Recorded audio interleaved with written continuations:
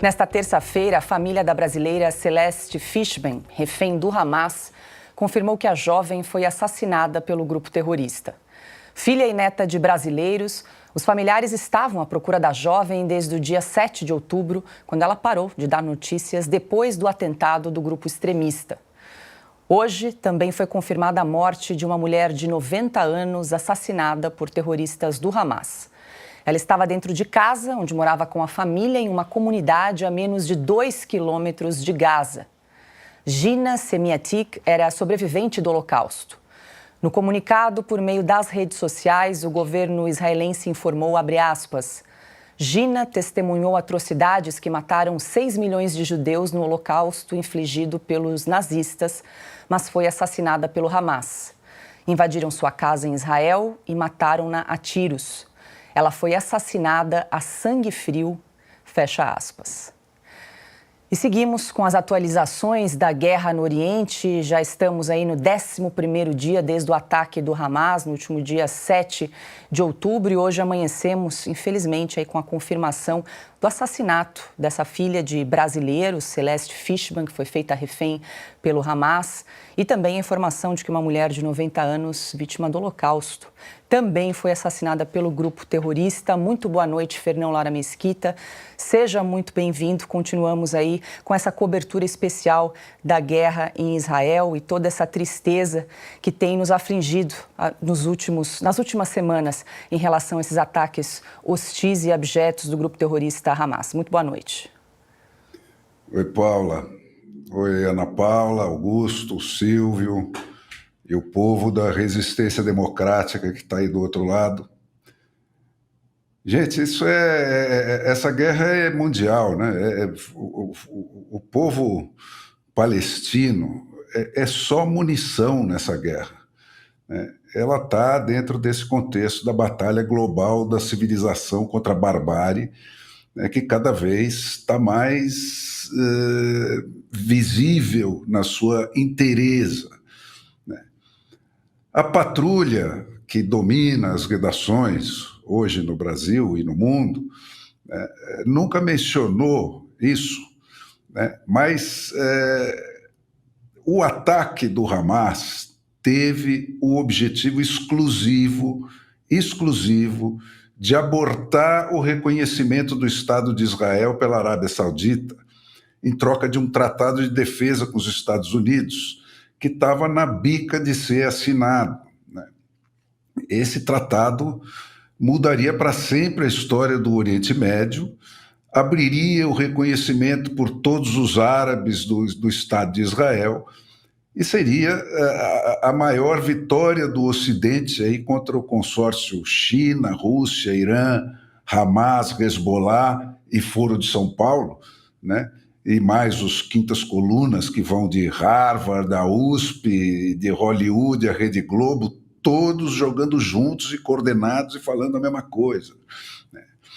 É a importância desse tratado, de que muito pouca gente está falando na imprensa, né, que explica por que o Antony Blinken, o chanceler americano, está em Israel desde o primeiro dia dessa guerra, né? E explica também esse plano da ida do Biden para o teatro da guerra amanhã, né? No meio daqueles foguetes voando para todo lado. A sobrevivência desse acordo, né, depende de Israel não morder a isca que foi lançada para ele e conseguir conter a ira, né, enquanto a ferida ainda sangra. Esse acordo, gente, vinha sendo costurado desde julho de 2022, quando o Biden esteve lá na Arábia Saudita, né? O objetivo dele era evitar que a China e o seu atual prolongamento no Oriente Médio, que é esse Irã dos ayatolás, né, na véspera de conseguir uma bomba atômica, né, ocuparem o vácuo do abandono do Oriente Médio pelos democratas, pelos governos democratas americanos, né? E era visto também pelo Biden, né, como a tábua de salvação para a próxima eleição. Estava tudo sendo negociado dentro do maior segredo, né? Mas, mesmo assim, a imprensa, ainda digna desse nome, vinha acompanhando isso, né? E é possível você recuperar toda essa história pesquisando um pouco, né? O príncipe, o Bin Salman, o Mohammed Bin Salman, né, o ponto que estava a discussão agora, para vocês verem o quanto estava na bica isso aí, ele queria desde o começo, né, um tratado que fosse feito como cópia do tratado da NATO, incluindo o famoso artigo 5º, né, que é aquele que diz que o ataque a um é igual ao ataque a todos na NATO, né? E os Estados Unidos estavam propondo uma coisa, um degrau abaixo, né? Propunham que eles fossem declarados aliados especiais independentes da NATO, que é a condição que hoje tem o Japão e outros países asiáticos, e o próprio Estado de Israel, né? Esse tipo de status, né, daria para a Arábia Saudita, né, o fornecimento de armamento, de equipamentos de defesa, como esses Iron Dome aí, treinamento, ajuda mútua em caso de agressão, e até tecnologia nuclear para fins civis, né? Tanto que os sauditas chegaram a assinar já a seção 123 da lei de equipamentos nucleares americana, que é aquela que impõe limites severos para limitação do uso militar, que os próprios sauditas tinham recusado assinar várias vezes lá atrás, né? E o Netanyahu, né, claro que estava vendo também com bons olhos esse acordo, né, que mudaria toda a condição do Oriente Médio e do Estado palestino dentro do mundo árabe, né, mas enfrentava restrições dos ortodoxos lá da coalizão dele, a questão palestina, né. Numa entrevista agora em setembro para a Fox, né, o rei, o Bin Salman, né, disse que ele estava negociando naquele momento a devolução de territórios da Cisjordânia à autoridade palestina, né, o congelamento dos assentamentos, financiamentos para a autoridade palestina, mas que o Mahmoud Abbas, que é o presidente da autoridade palestina, ainda insistia no Estado independente. Então, o acordo estava preso nesse ponto. Mas agora, ultimamente, né, o Bin Salman declarou, isso foi ventilado na imprensa, né, que ele era obrigado a contemplar primeiro a própria segurança da Arábia Saudita, né, o que demonstra, né, que eles sabem bem lá o tamanho da ameaça que eles estão enfrentando, né? Todos eles têm Hamases dentro de casa, né? E que por isso ele estava disposto a assinar o acordo de defesa com os Estados Unidos, mesmo sem resolver a questão do Estado palestino nesse primeiro momento, né? E isso pode bem ter sido o detonador do ataque, né, do Hamas, que realmente funcionou, né? O Bin Salman teve que congelar as negociações do acordo, que estava nas vésperas de ser assinado, e, pressionado pela China, já aceitou outro dia, dias atrás, um telefonema de 45 minutos com o Ibrahim Raisi, que é o presidente do Irã, né, com quem o país dele não mantém relações diplomáticas. Então, gente, tudo isso faz muito sentido, porque você tem um novo Oriente Médio de países muito ricos, já há 2 ou 3 gerações, né?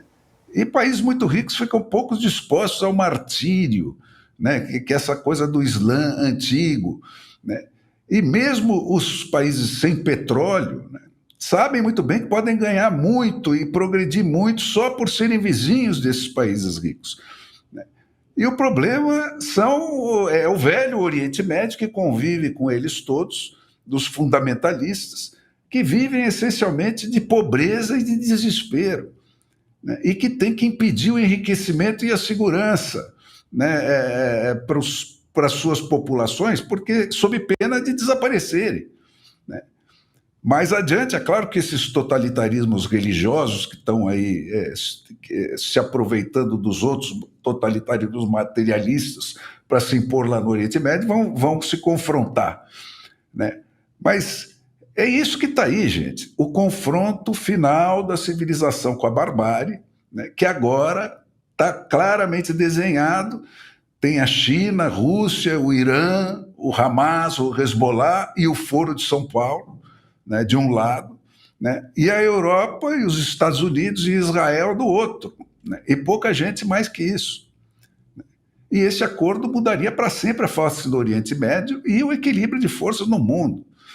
Então, esse é o jogo pesado no qual estão sendo usados como pura munição as populações de Israel e da Palestina, né? E esse monte de fariseu que está aí falando dos direitos dos palestinos, não tem nada a ver com isso, né? O Hamas está jogando essa gente na carnificina para conseguir poder total para ele, e nada mais que isso. Perfeito. E o governo de Israel desmentiu uma notícia falsa produzida pelo Hamas. O grupo terrorista publicou um vídeo com imagens de uma criança palestina supostamente ferida em um ataque israelense. Mas a criança, na verdade, se tratava de uma boneca. Uma página oficial do governo israelense nas redes sociais compartilhou uma publicação e destacou, então, a manipulação desse conteúdo. Silvio Navarro, muito boa noite, seja bem-vindo. Nós destacamos aqui ontem também o caso, né, Silvio, do líder do governo na Câmara, o deputado José Guimarães, que também divulgou uma foto nas redes sociais mostrando um bebê com a casa explodindo e, na verdade, também se tratava de uma montagem, né, de inteligência artificial nesse caso. E já falamos algumas vezes, trouxemos essa citação de que na guerra a primeira vítima é a verdade, e é por isso que o jornalismo, com transparência e com respeito aos fatos, é tão importante, principalmente num momento como esse que nós estamos vivendo. Boa noite, Silvio. Boa noite, Paula. Boa noite, Ana, Fernão, meu irmão Augusto. Boa noite para quem nos acompanha. Paula, é a máquina de propaganda do Hamas e é impressionante como ela encontra eco, como ela reverbera na imprensa. E aí não me refiro somente à imprensa, à velha mídia no Brasil não, mas também no mundo, espalhada pelo mundo. Nós exibimos um protesto, por exemplo, em frente à sede da BBC em Londres, aqui no nosso programa, ontem, porque a emissora se recusa a chamar o Hamas de terrorista. E a mesma coisa aconteceu na semana passada. Nós entrevistamos um produtor de uma empresa de notícias, de uma televisão israelense, e ele se citava, por exemplo, a resistência de grandes agências de notícias conhecidas mundialmente com o material que eles produziam, inclusive acusando-os de fake news. Por quê? Porque a narrativa do Hamas, que se esconde, que usa os civis, o povo palestino e, sobretudo, a causa palestina justa, legítima, honesta, porém, o Hamas não representa o povo palestino. Ele faz disso um escudo. Isso reverbera, isso pega bem na imprensa pelo mundo afora, e aqui no Brasil não é diferente. Então, é esse tipo de informação, um boneco utilizado ali como se fosse uma criança, não é o único episódio. Nós estamos diante de um embate neste momento de informação, se é fato ou não que um hospital em Gaza foi atingido pelo exército israelense ou se foi um morteiro, um foguete do próprio Hamas que atingiu aquela instalação. Mas a mídia imediatamente já comprou essa informação, já propagou essa notícia. Então é impressionante, eu repito, como qualquer informação a favor do Hamas, ela repercute numa velocidade muito grande e ganha um verniz humanitário, ganha um verniz de coitadinhos do Hamas. Coitado da...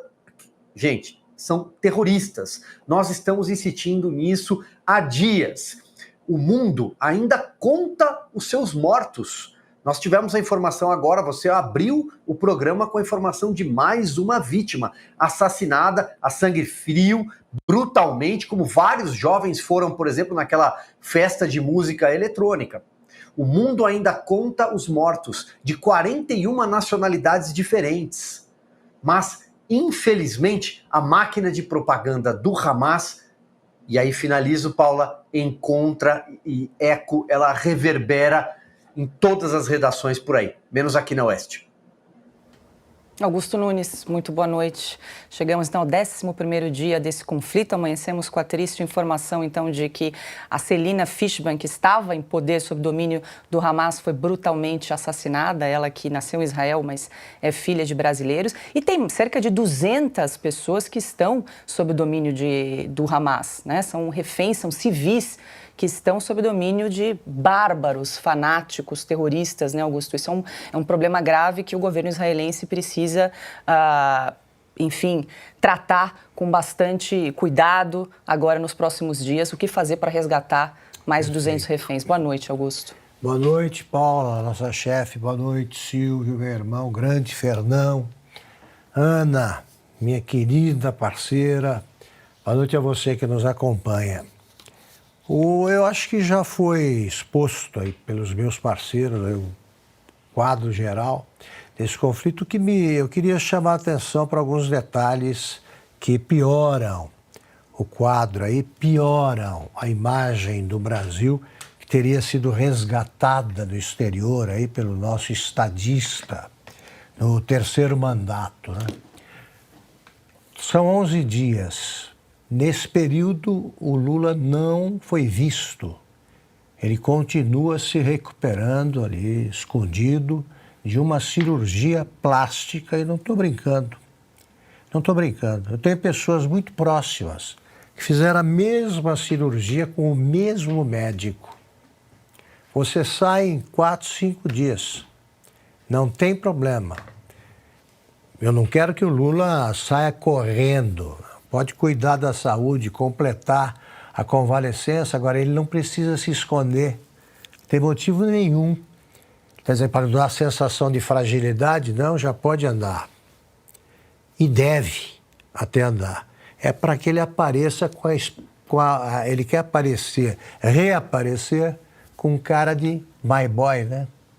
Como a Janja quer. Ver o tipo de sensibilidade do governo brasileiro. Ninguém se manifesta. Esses canalhas que apoiam o terror não só se recusam a chamar de terrorista os terroristas, como brincam com a palavra. A Glaze diz que é Israel que está causando genocídio, né? Sonha com o genocídio dos palestinos.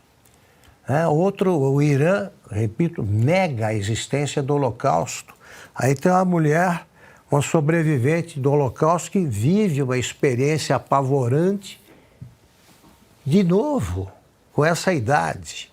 E nada disso comove o Brasil. A gente vê o Celso Amorim dizendo, de acordo com a ONU, o Brasil reivindica ridiculamente uma vaga no Conselho de Segurança da ONU há séculos. Toda vez que o Lula está no poder, eles quer que o Brasil faça parte do Conselho de Segurança. O que fez o Brasil?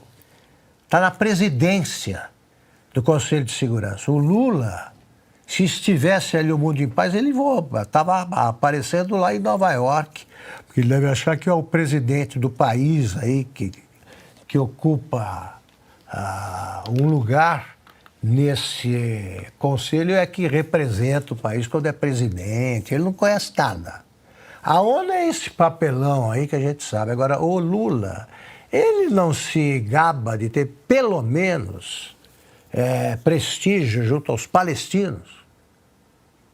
Israel está esperando que ele interceda pelos reféns.